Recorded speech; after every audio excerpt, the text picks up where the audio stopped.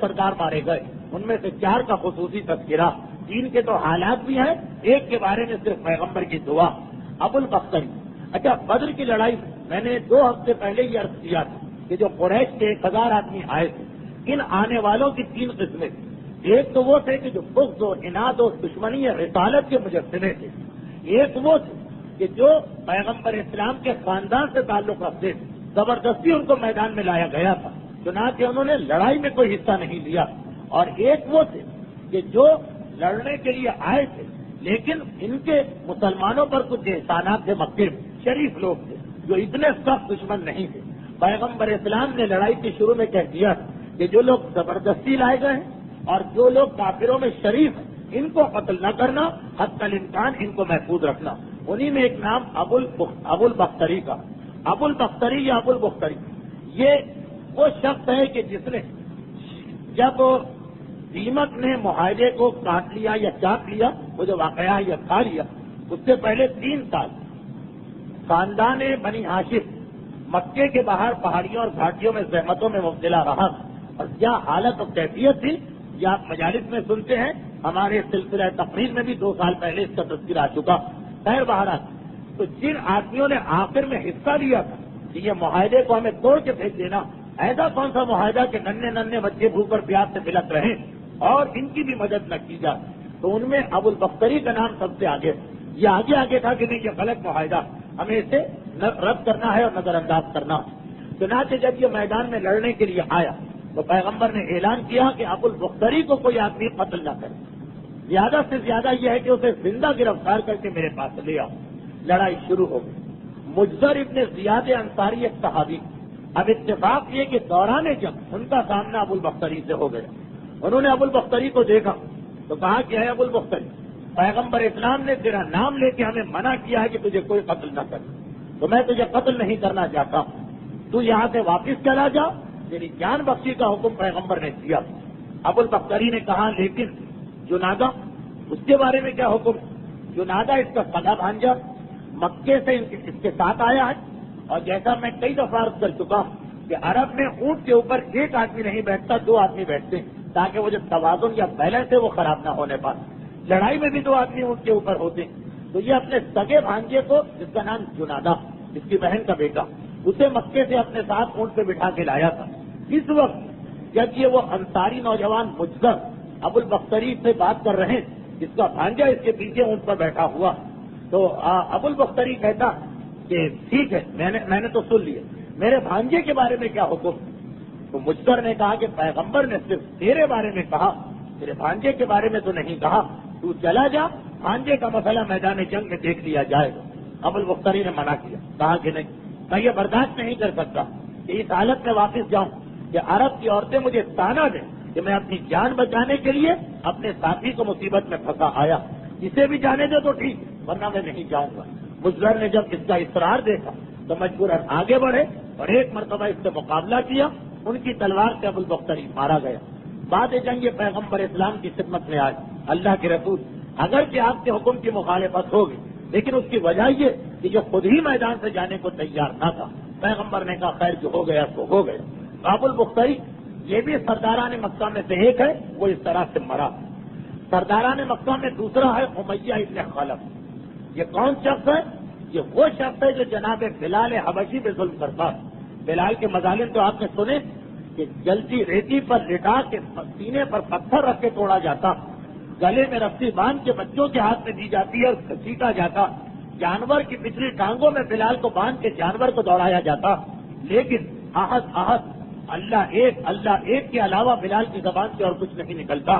تو بلال کا آقا امیہ ابن خلف تھا، اور جب تک بلال آزاد نہیں ہوئے ان پر سارے مظالم امیہ ابن خلف نے ڈھائے تھے۔ امیہ ابن خلف اس میدان میں اپنے بیٹے کے ساتھ آیا، اس کے 2 بیٹے، ایک مکے میں ہے جس کا نام صفوان، اور ایک جنگ بدر میں ہے جس کا نام علی۔ علی اس کا بیٹا ہے، علی ابن امیہ، اور خود یہ امیہ ابن خلف۔ اچھا، لشکر اسلامی ایک صحابی ہے عبد الرحمن ابن عوف، یہ وہی صحابی کہ جنہیں حضرت عمر نے وقت آخر 6 آدمیوں کی جو کمیٹی بنائی، آخر میں یہ اس کے سربراہ مقرر ہوئے۔ عبد الرحمن ابن عوف یہ ایک مکے کے باشندے، ان کا اور امیہ ابن خلف کا ایک معاہدہ تھا کہ اگر عبد الرحمان کبھی مکے میں آئیں گے تو امیہ مکے والا ہے، وہ ان کو پوری حمایت اور پناہ مہیا کرے گا، اور اگر امیہ کبھی مدینے میں آیا تو عبد الرحمان امیہ کو پوری حمایت، پوری مدد، پوری پناہ، پورا شیلٹر دیں گے۔ یہ دونوں میں ایک معاہدہ۔ اچھا، اب عبد الرحمان ابن عوف کہہ رہے ہیں کہ مکے میں میری اور امیہ کی بہت پرانی دوستی تھی۔ اسلام لانے سے پہلے میرا نام تھا عبد عمر۔ عمر عربوں کے خود کا نام، عبد عمر یعنی عمر کا بندہ۔ جب میں اسلام لے کے آیا تو پیغمبر نے کہا کہ یہ نام غلط ہے، اپنا نام بدلو۔ چنانچہ میرا نام پیغمبر نے خود عبد الرحمان رکھا، عمر کا بندہ نہیں، رحمان کا بندہ۔ چنانچہ عبد الرحمان ابن عوف کہلائے۔ لیکن میرے دوست امیہ کو یہ نام پسند نہیں آیا۔ جب اسے یہ اطلاع ملی تو ایک مرتبہ میرے پاس آئے اور مجھ سے کہا کہ اے عبد عمر میری بات سنو، جب میرا نام بدلا تھا تو میں نے یہ بھی ارادہ کر لیا تھا کہ اگر کوئی مجھے پرانے کافرانہ نام سے پکارے گا تو میں اس کو جواب بھی نہیں دوں گا۔ چنانچہ میں نے اپنے گہرے دوست کو جواب دینے سے انکار کر دیا۔ دوبارہ اس نے پکارا، پھر میں نے جواب نہیں دیا۔ میرے قریب آ کے شانے کو جھنجھوڑتا کہ میں تجھ سے بات کر رہا ہوں، تو مجھے جواب نہیں دے رہا۔ تو میں نے کہا کہ نہیں، میرا نام وہ نہیں ہے جو تو لے رہا، میرا نام عبد الرحمان، میں رحمان کا بندہ ہوں۔ ایک مرتبہ امیہ نے کہا یہ تو بڑا مسئلہ ہو گیا، میں کسی رحمان کو پہچانتا نہیں، میں تو اسی عمر کو جانتا ہوں۔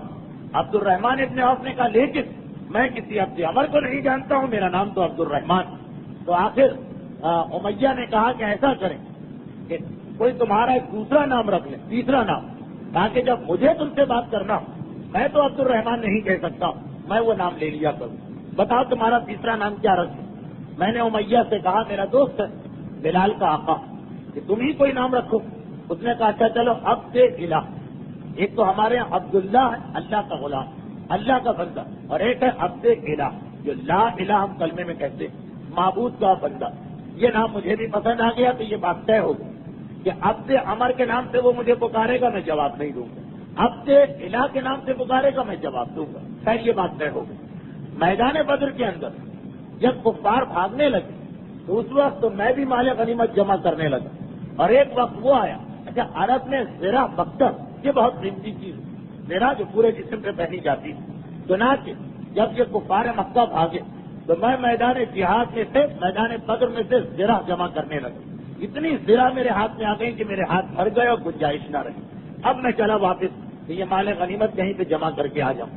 ادھر امیہ ابن خلف جب جنگ زیادہ تیز دیکھا کہ یہ تو بڑا مسئلہ ہو گیا، اس میں تو جان جائے گی، اپنے بیٹے کو لیا اور ایک پہاڑی پہ جا کے کھڑا ہو گیا تاکہ بالکل دونوں طرف سے بچ جائے، لیکن ڈر رہا تھا کہ مسلمان تو چاروں طرف ہے، کوئی مجھے دیکھ نہ لے۔ جیسے اس نے دیکھا کہ میرا مکے کا دوست جس کا مجھ سے ایگریمنٹ ہے کہ وہ مدینے میں میرا ساتھ دے وہ میرے قریب سے جا رہا، تو ایک مرتبہ عبد الرحمان کہتے کہ میرے کان میں آواز آئی امیہ سے جو پکار کے کہہ رہا کہ اے عبد عمر ادھر آؤ۔ میں نے نگاہیں اٹھا کے دیکھا تو کیا دیکھا کہ قریب کی پہاڑی پر یعنی ایک چھوٹا سا ٹیلا، میرا دوست امیہ اور اس کا بیٹا کھڑا، لیکن میں رک تو گیا، آگے نہیں بڑھا۔ وہ سمجھ گیا کہ کیوں آگے نہیں بڑھ رہا، اس نے اب میرا نام بدل دیا، پہلے تو عبد عمر کہہ کے بلایا، کہا اچھا اے عبد الہ یہاں آؤ، مجھے تم سے ایک کام۔ جب اس نے یہ کہا تو اب میں اس کے قریب گیا، کیونکہ ہمارا اس کا معاہدہ کہ جب بھی عبد الہ کہے گا میں جاؤں گا۔ میں قریب پہنچا، اس کی کیا بات، کہا کہ دیکھو اس وقت کتنی بری صورتحال، میں مرنا نہیں چاہتا، میرا تمہارا ایک معاہدہ ہے تو مجھے بچا لو۔ میں نے کہا کہ اگر میں تمہیں بچانے جاتا ہوں تو مجھے یہ زرہ جو میرا مال غنیمت جمع کیا یہ چھوڑنا پڑے۔ اس نے کہا میری تیری پرانی دوستی، پرانے تعلقات ہے، ایک معاہدہ بھی، چھوڑو اسے، اپنے دوست کی جان بچاؤ۔ چنانچہ میں نے باطل ناخواستہ مال غنیمت ایک طرف رکھا، آگے بڑھا اور ایک ہاتھ سے امیہ کا اور دوسرے ہاتھ سے اس کے بیٹے علی کا بازو تھاما اور ان کو لے کے کھڑا ہو گئے۔ جب کوئی میرے قریب سے مسلمان گزرے اور یہ دیکھے کہ میں نے ان کو پناہ دی ہوئی ہے تو وہ آگے بڑھ جائے، کیونکہ یہ تو مسلمانوں کا قانون کہ اگر ایک مسلمان کسی کو پناہ دے تو دوسرے مسلمان اس سے کچھ نہیں کہتے۔ لیکن اور بہت سارے مسلمان گزر گئے۔ جب بدر کی لڑائی میں اکثریت انصار کے لوگ ہیں جو مدینے کے رہنے والے، وہ تو مکے والوں کو پہچانتے بھی نہیں، لیکن پھر اتفاق سے بلال حبشی وہاں سے گزرے۔ بلال اور اپنے آقا کو نہ پہچانے، اور ایسا ظالم آقا جس نے مذاق بھی بلال کو اڑایا، مظالم بھی بلال کو پہنچا ہے، اور تانے بھی بلال حبشی کو۔ اس نے جو یہ منظر دیکھا کہ میرا وہ آقا یہاں پہ کھڑا ہے جو مکے میں اپنے آپ کو خدا سمجھتا. ایک مرتبہ گھبرا کے آواز, کیا ہے مسلمانوں تم کن کے پیچھے ہو, ادھر آ جاؤ. کافروں کا سردار راس الکفر, جو کفر کی جڑ ہے وہ تو یہاں محفوظ کھڑا ہوا. یہ جو بلال کی آواز بلند ہوئی, بلال کوئی عام صحابی تو ہے نہیں, سب ان کا احترام کرتے ہیں. چنانچہ مدینے کے 4 5 10 انصاری نوجوان دوڑ کے آئے. بلال کیا مسئلہ, تم کیوں آواز دے رہے؟ کہا کہ پہچانتے ہو جو امیہ ابن خلف, جس نے مجھ کو اور دوسرے مسلمانوں کو فقط احد کہنے کے اوپر حد سے زیادہ ظلم و ستم کا نشانہ بنایا.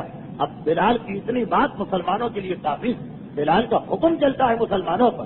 چنانچہ دوڑ کے آئی انصاری نوجوان اور امیہ ابن خلف کو گھیرے میں لیا. عبد الرحمان ابن عوف چیخے, ارے اسے ہاتھ نہ لگانا, اسے میں نے اپنی پناہ میں لیا ہوا. لیکن بلال کا حکم آنے کے بعد اب کوئی مسلمان تیار نہیں, اتنے بدترین اور سخت ترین کافر کو زندہ چھوڑنے پر.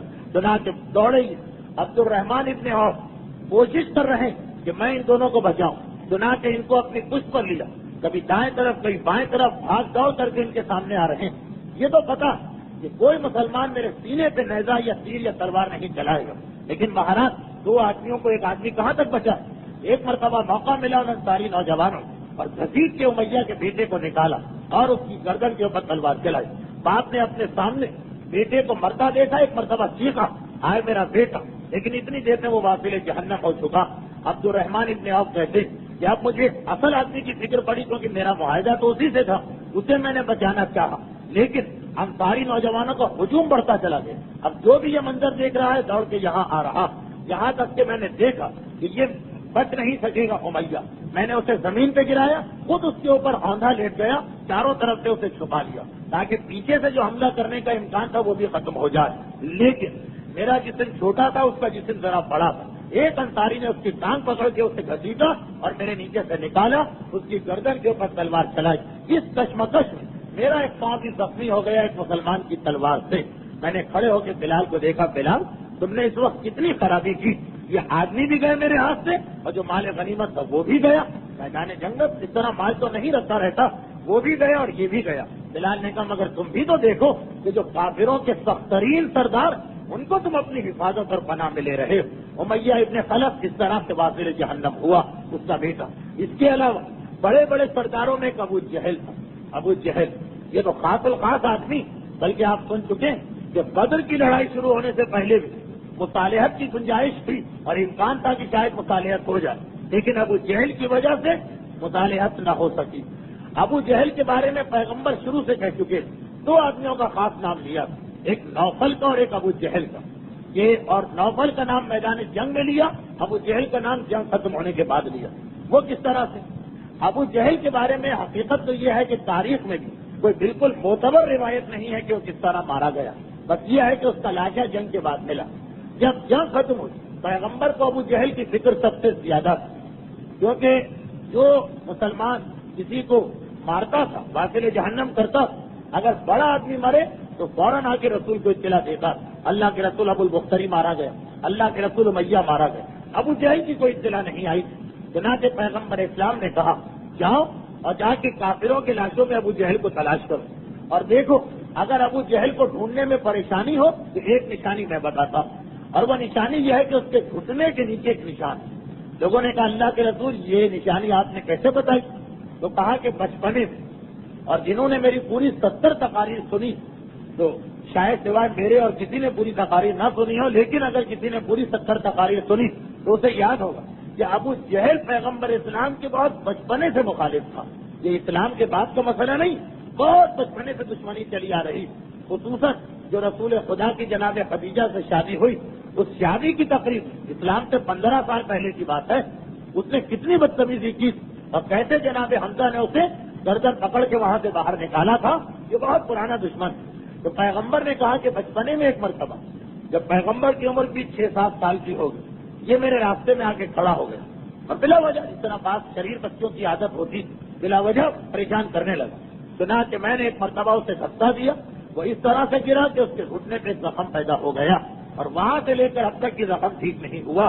یہ پہچان میں اس لیے بتا رہا ہوں کہ یہ زخم اسے آیا ہی اس لڑائی میں جو بچپنے میں میرے اور اس کے درمیان ہوئی.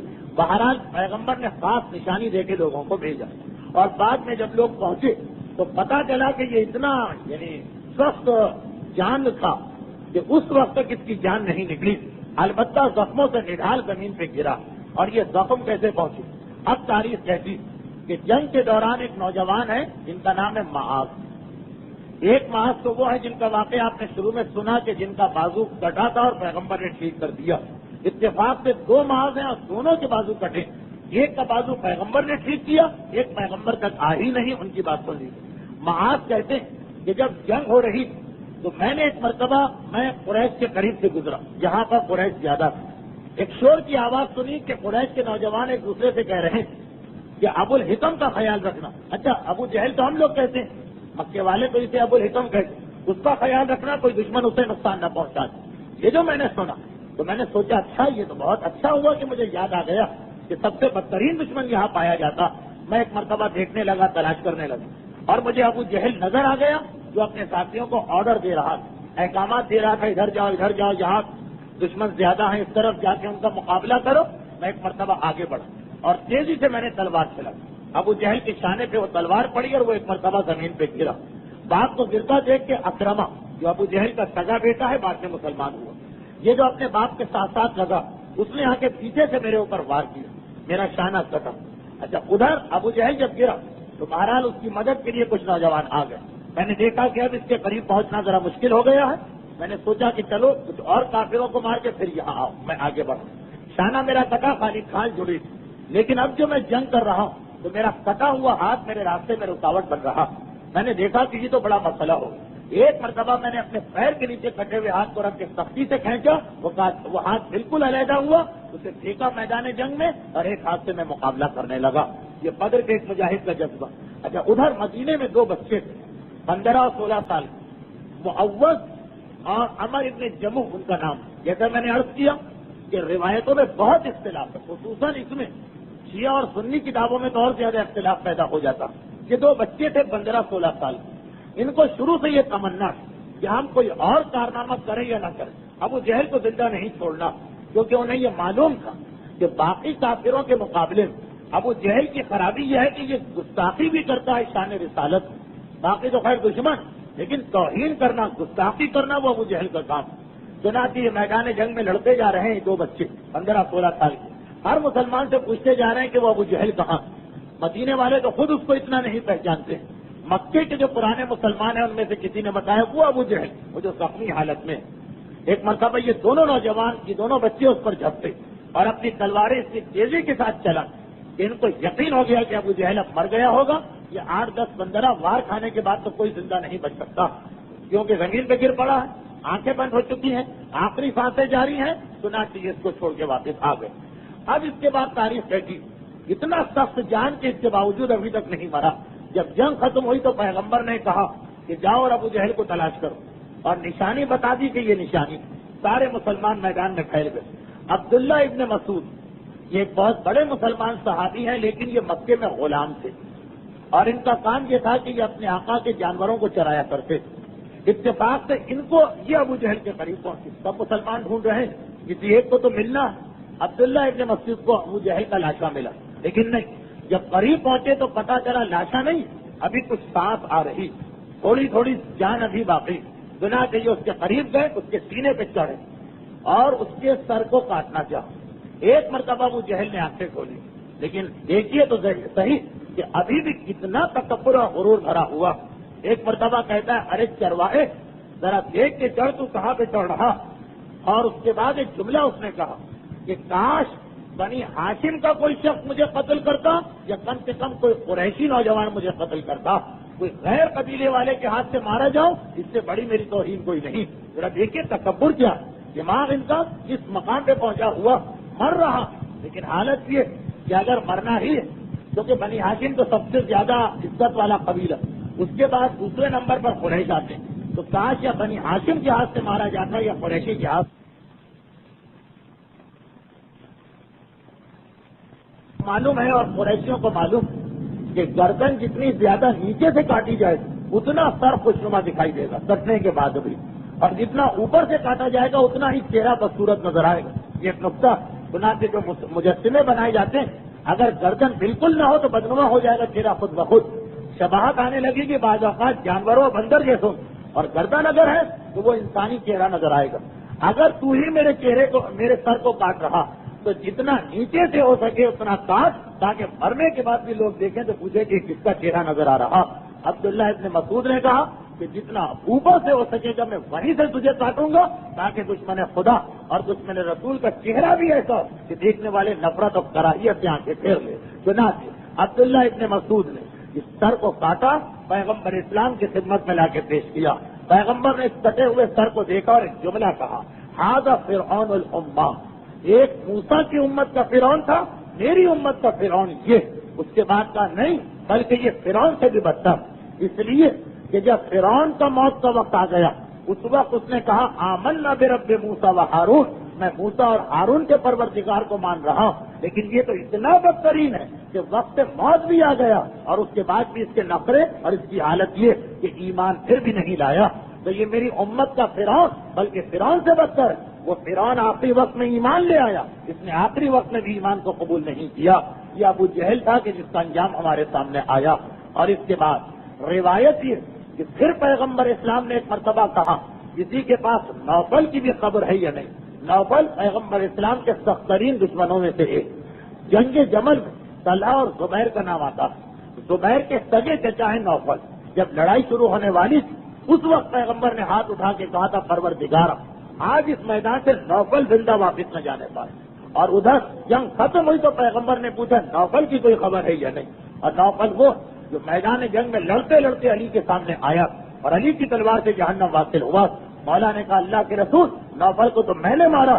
پیغمبر نے بآواز بلند تکبیر کہی تھی اور کہا پروردگارا تیرا شکر ہے کہ تو نے میری دعا کو قبول کیا.